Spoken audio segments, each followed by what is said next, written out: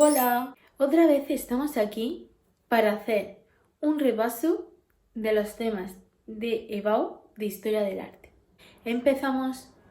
Esta semana toca hablar sobre la escultura griega en el periodo clásico. La civilización griega ocupaba la península de los Balcanes, las islas del mar Egeo y la zona costera de Asia Menor y Creta. En su etapa de esplendor ocupó el sur de Italia, el sur de Francia y la zona del Levante español. Su historia se divide en época arcaica, siglo VII y siglo VI a.C. Es una fase arcaica. Época clásica, del siglo V al IV a.C. y es la fase de mayor esplendor y la de los grandes maestros. Y la época helenística, del siglo III al siglo II a.C., que es una fase de retroceso cultural. La escultura griega del periodo clásico del siglo V al IV a.C. se caracteriza por lo siguiente: el abandono de la rigidez que evolucionará a un relajado estilo naturalista, la búsqueda de la belleza, el equilibrio y la proporción, sin olvidar la acción y el sentimiento, apareciendo técnicas como el escorzo o el contrapuesto. Otra técnica empleada será el drapeado o la técnica de los paños mojados, en la que van a aparecer muchos pliegues dando sensación de transparencia. Mediante la perspectiva se avanzará en la búsqueda por la profundidad en los relieves escultóricos. Los temas principalmente eran mitológicos, representando a dioses, diosas, héroes y atletas heroizados. Los materiales utilizados son el mármol y en especial el bronce, aunque en las figuras crisoelefantinas como la de Zeus o Atenea Partenos se usa el marfil y el oro. La evolución de la escultura griega se divide en tres periodos, como ya hemos dicho antes. El primero es el periodo preclásico del 500 al 460 a.C. La escultura cobrará más vida y movimiento. Las imágenes adoptarán una expresión de reflexiva serenidad y de dominio de sus pasiones. Las cabezas son esféricas y el pelo aparece plano como un casco. Algunos ejemplos son el auriga de Delfos, los tarinicidas y el discóbolo de Mirón, que pertenece a la transición hacia el periodo clásico. El periodo clásico abarca del siglo V al siglo IV a.C. y se divide en dos.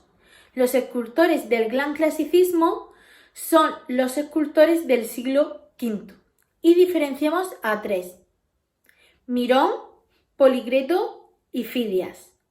Mirón fue un broncista que conocemos por copias romanas en mármol. Su mayor preocupación fue representar el cuerpo humano en movimiento, con posturas inestables.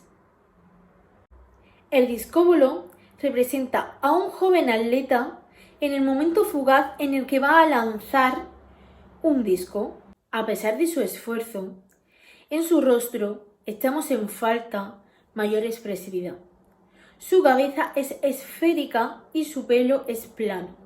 Otras esculturas de Mirón son la vaca que hizo y Atenea y Marcias. Policleto, otro broncista, era escultor de atletas. Cuando representaba a los dioses utilizaba la técnica crisoelefantina, en la que empleaba marfil y oro.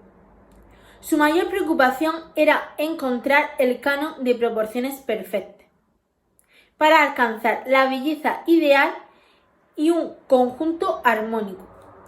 Utilizó la cabeza como unidad de medida. Su canon fueron las 7 cabezas. El doríforo nos recuerda al estilo severo, en el que no interesa expresar los sentimientos. Su altura es igual a 7 cabezas. El diadúmeno es un joven atándose una cinta en la cabeza, con una actitud más dinámica. Está reforzado con un contrapuesto. Fidias es el mayor representante de la técnica de los paños mojados. Su estilo es idealista clásico y busca la belleza ideal. Idealizó lo que la naturaleza le ofrecía con expresiones severas, equilibrio físico y actitudes pausadas. Representa a animales, seres humanos y dioses en los que marca las venas y los tendones. Realizó los relieves del Partenón que se encuentran en el friso y representan la procesión de las Panateneas. También realizó dos figuras crisoelefantinas, la de Zeus del templo Olimpia y Atenea Prómacos del Partenón. Otras figuras son Atenea Lemnia y una amazona. Y por último hablaremos de los escultores del postclasicismo del siglo IV a.C. El primero será Praxíteles, el cual tiene un estilo delicado y elegante, suavizando las líneas con bellas curvas. Aparece un arte más expresivo, con más delicadeza, rostros muy expresivos y drapeados naturales. Las superficies se ondulan y aparece el claroscuro. Representa a dioses desnudos, incluso femeninos, realizando tareas mundanas. Gracias a la curva praxiteliana, el cuerpo de las figuras se arquea, de los brazos a los pies, apoyadas en un soporte, de tal manera que una pierna descansa mientras que la otra recoge todo el peso. Los rostros presentan expresiones afectuosas y los mechones del pelo de las figuras aumentan el claroscuro. Sus obras más importantes son la Venus de Nido, que es la primera representación de una diosa desnuda, Hermes con Dioniso niño y Apolo sauróctoro. Otro autor del postclasicismo griego es Escopas.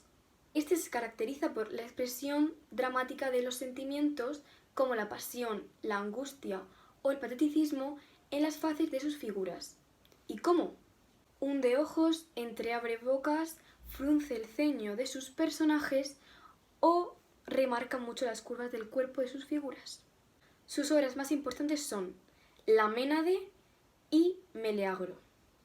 Y por último encontramos a Lisipo, el cual aumentará el canon naturalista a 8 cabezas, que ofrecerá un cuerpo más esbelto y de mayor altura.